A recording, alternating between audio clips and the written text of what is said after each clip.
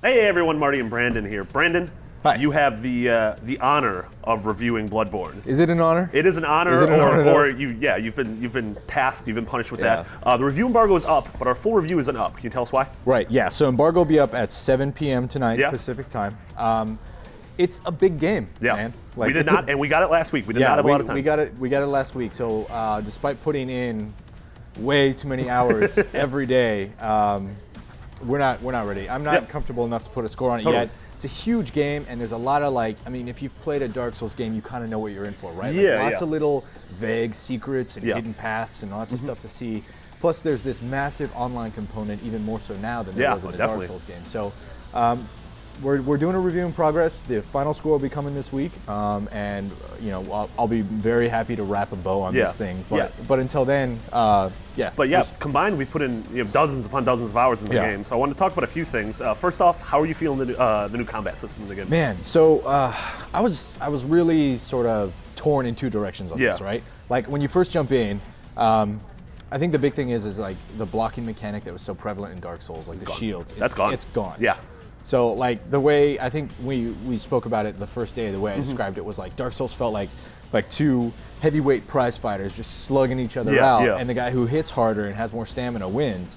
Whereas Bloodborne definitely feels like this ballet dance with knives. Yeah, it's with the sharpest knives, knives that turn into other knives. Yeah, absolutely. It's a knife fight. Yeah. It's a knife fight. Yeah. It's fast. It's there's not nearly as much room for just to breathe, just to like, okay, he can beat on me all he wants, but I'm gonna watch, and there's nothing I can do. Now you have to move, you have to dodge, you have to get in there, and if they're swinging at you, you're like, well, I'm gonna dodge. Do I dodge left or do I dodge right? New enemy. Let's flip a coin. Yeah, I'm noticing encounters in this game. One, there seems to be a lot more enemies coming at you at once. Yeah, they're angrier, they're more aggressive, and generally combat zones are narrower. Yeah, I feel like there's less space, and so a lot of it's about immediate reaction. It's not about in the Souls series, you can usually survey an area, take your time. It's not the chess match that Dark Souls was. It's more reactionary, like combat. It's chess, but when you have to hit that button, you got that timer. Oh, it's professional chess. It's pro chess. Pro chess.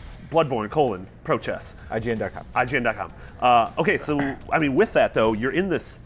Are people who are worried about this game sort of being dumbed down and sort of being for casual players? Right. I don't think that's true because this game hits hard. I think it actually kind of took it in a step in the opposite direction, where the loss of that shield, the loss of that ability to just kind of hang back and weather the storm until you know what to do, that's gone. Yeah. And so from now, it's very much like taking very slow, casual steps, like just very easily into an area, and then encountering something and having to react immediately. Like you can't maintain this sort of presence around an enemy without worrying about it killing you. Yeah, totally. And this game has so many strange, obtuse systems I've put hundreds of hours into the Souls series, and I keep coming across things in this game where I'm like, what does Frenzy do? Like, what is this invisible thing that keeps killing me? I will, So I will say that I felt this is much more of a streamlined game than Dark Souls was. Whereas there's fewer stats. There's Dark Souls, no faith, no intelligence, none of that. All those stats and attributes, those really obtuse things, how do they work together?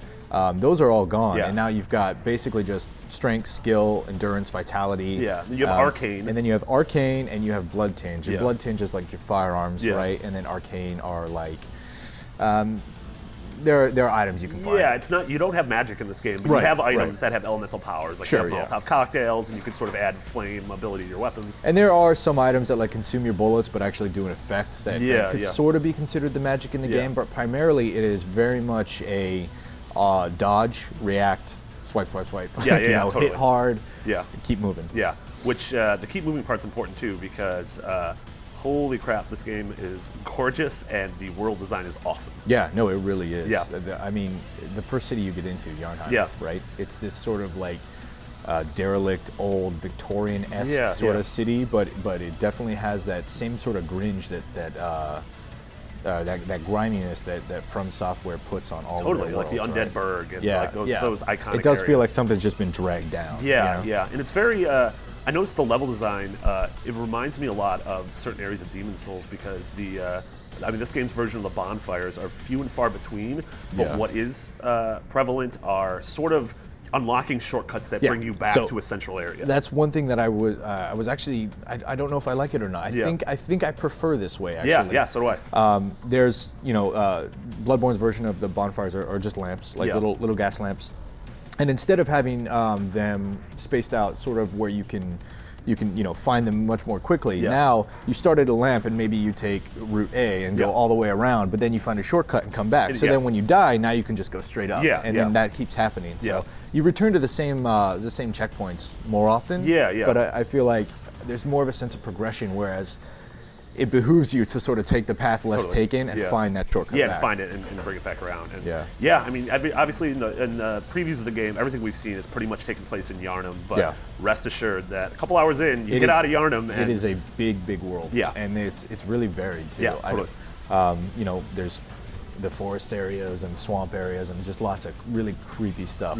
And that's one thing I will say is I feel like Bloodborne has these really powerful horror game elements to it. We're sort of kind of there in Dark Souls. I remember the Tomb of the Giants, right? It's completely pitch black.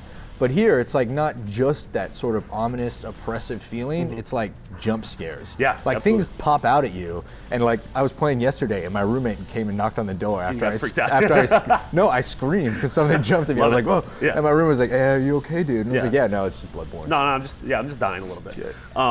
So the world's big, the world's gorgeous. But it's not without its faults. Sure, I will say that there are some things about Bloodborne that not huge, but are definitely noticeable.